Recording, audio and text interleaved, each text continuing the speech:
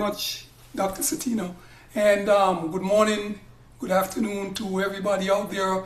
I'm losing my voice a little bit, so bear with me.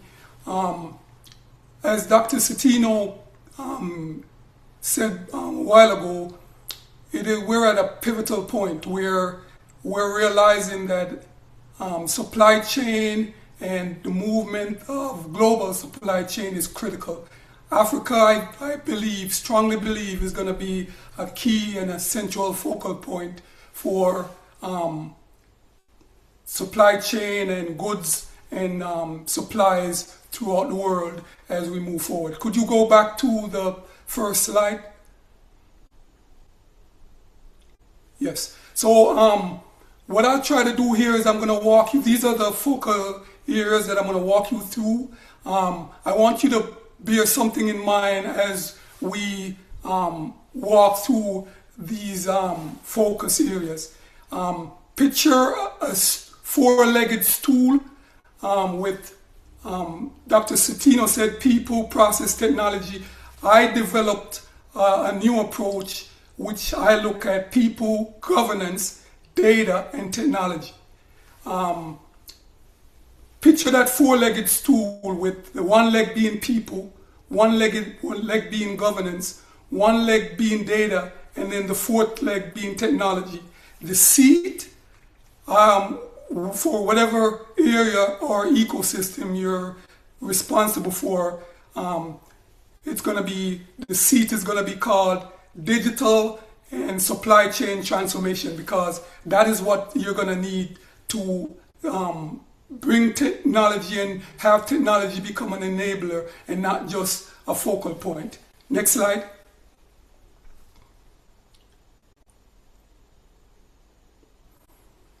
The key I see as researchers, and I'll put my Inspector General hat on as I go through the slide.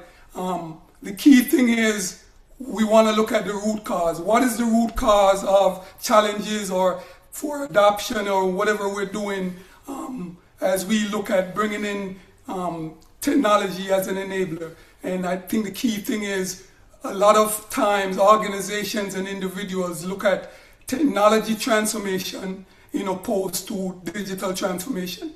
Technology transformation is good if it's you just bringing in technology for use in your home or it's just a one-off.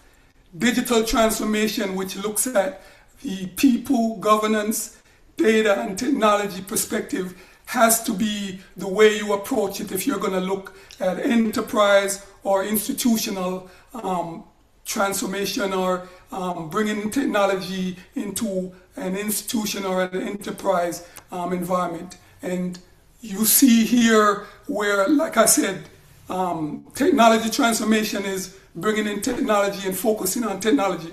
At the end of the day, technology is just one leg of that four-legged stool. And imagine if you take that one leg off, that stool will not be able to support whatever it needs to support. In terms here, it is supply chain, which is key and critical. Next slide.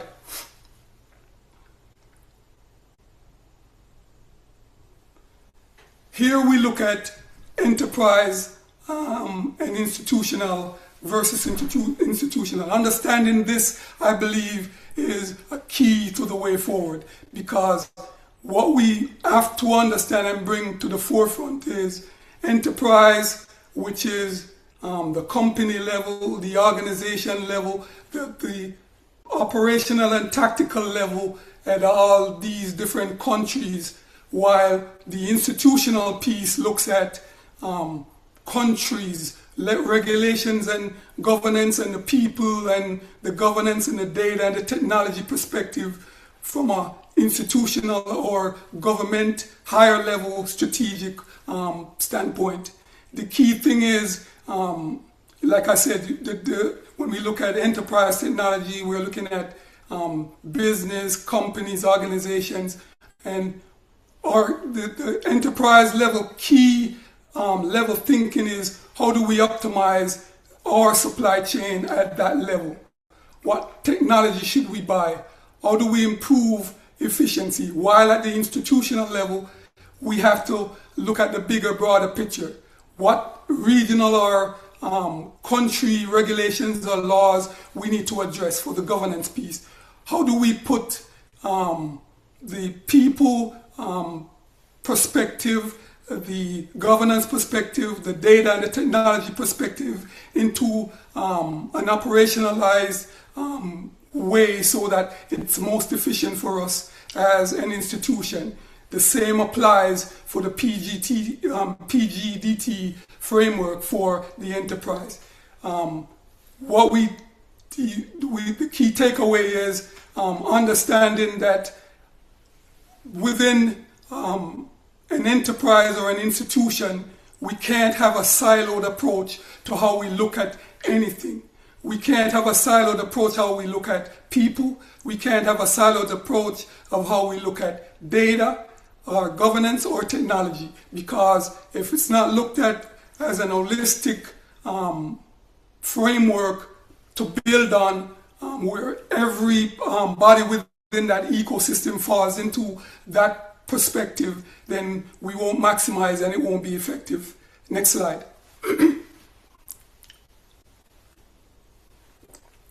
Let me take organizational capability, which to me means digital transformation or digital and supply chain transformation, because the only way you're going to get at true effective supply chain is through transformation, using digital transformation as the focal point.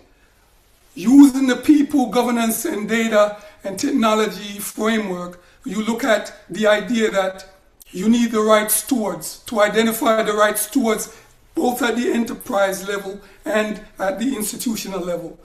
So all of these, the people, governance, and data and technology perspective needs to be looked at from both enterprise and institutional while you're working collaboratively to build them and bring them into one ecosystem, because these are two different type endeavors, but unless they're brought together under these guidelines and these frameworks, you won't have a cohesive ecosystem that effectively gets to digital transformation and supply chain transformation. Like I said, people, you look at stewards, leadership, the culture. There's a big cultural shift from, as I said before, we're looking at technology, AI as a siloed approach instead of looking at the fact that you cannot adopt or implement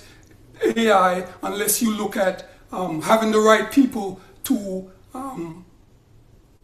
have with the right knowledge, skills, and ability to apply and implement that framework.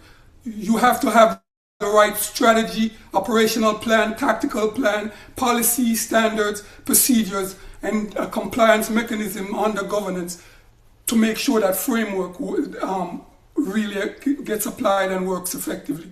You have to have a data strategy with data governance, data management, policy, standards, an ecosystem for data, and standardized data from all of the key players and stakeholders within that ecosystem for data to be meaningful and effective. Then you have to make sure that the technology that you're looking at is, you're looking at it holistically and you're looking at it from a use case perspective. Most times people look at AI like a high performance car engine. Oh, it's nice and shiny. Let me get that high performance car engine, bring it in. But you bring it in and you put it in the car, and the car doesn't have the wheels to allow that high performance engine to perform to its maximum effective level. It's the same thing. If we bring AI in and we don't have the framework, holistic framework across the board to shape it and have the infrastructure to support it, then it's just a nice, shiny, nice to have that doesn't do anything for us. So key here is any weakness in any of the people, governance, data, or technology legs under that stool will put us in a position where we won't get to digital or supply chain transformation. Next slide.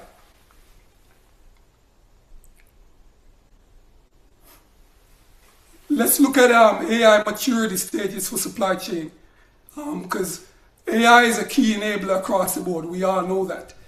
But like I said before, if we're not looking at AI potentially by use case and in terms of what it brings to us as a holistic ecosystem, then we're looking at it right. But if we look at the stages, the foundational stages, which is where you find basic digitalization is occurring.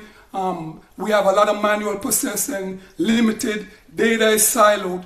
Operational key here is it's a little bit more integrated. You have, key dashboards and all of that to provide you the information and insights you need, and data is a little bit more integrated.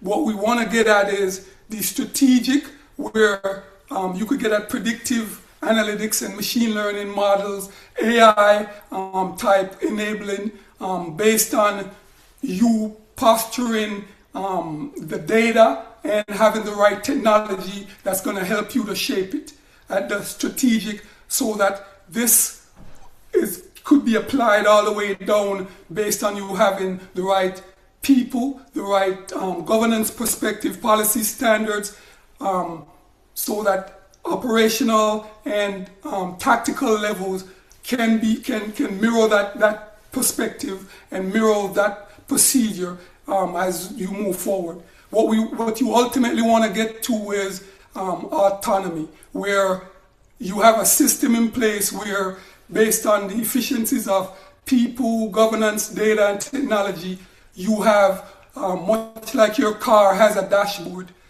that provides you with the information and insight that key leaders can make decisions at the strategic, operational, or tactical level. Key here is most organizations currently in Africa, when I did the research and I dug deep into it, are at the stage 1 or stage 2, which means there's work that's needed to get to strategic and the transformational stages. Next slide.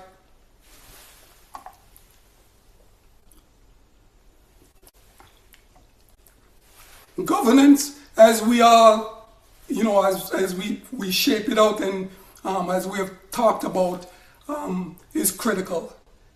People understanding with the right knowledge, skills, and ability, and having the right governance structure in place is critical to the foundation that we need to have to build out to this enterprise and this institutional ecosystem. Remember, that is the focal point here. Enterprise and institutional ecosystems need those approaches to be intact in order for you to see effectiveness. We look here at regulatory framework from the strategic, or let's look at it from the enterprise regions, individual countries. Then we look at it from the institutional, we look at it from the regional to global type regulatory frameworks. Those have to be looked at. Multi-stakeholder governance. This is key and paramount that we must understand this, because when you look at enterprise, there are multi-tiered stakeholders at that level, much less when you bring in the institutional, and then when you combine them, because the total supply chain ecosystem for Africa, as we reach out to meet the global setting, have multi-tiered stakeholders that we need to make sure that we are addressing governance in that perspective.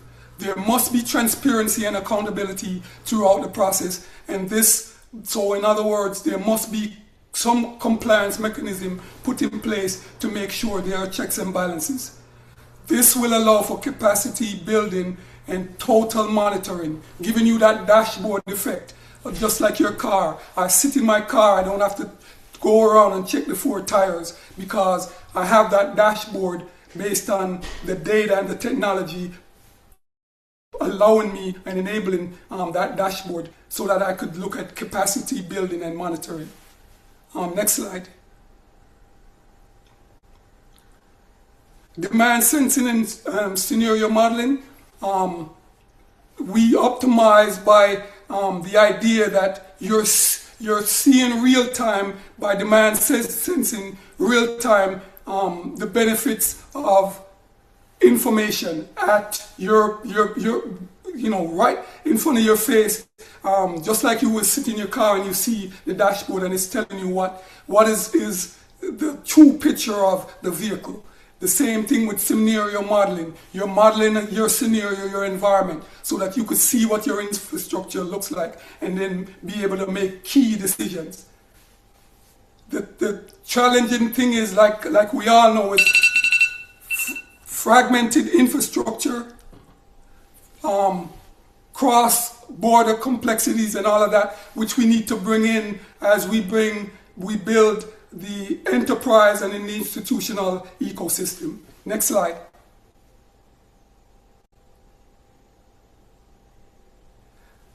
Here we see the potential for digital twins and automated, and not only automated, but autonomous decision systems.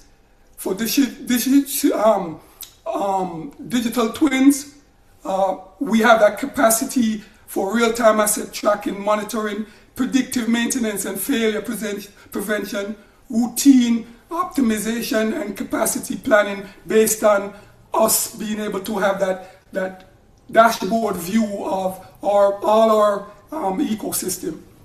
For automated and autonomous, this should have autonomous added to it, decision systems.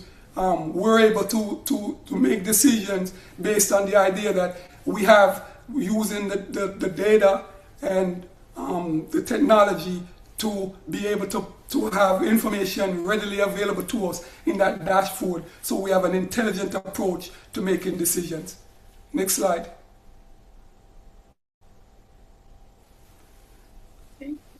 Thank you very much. That's all I have.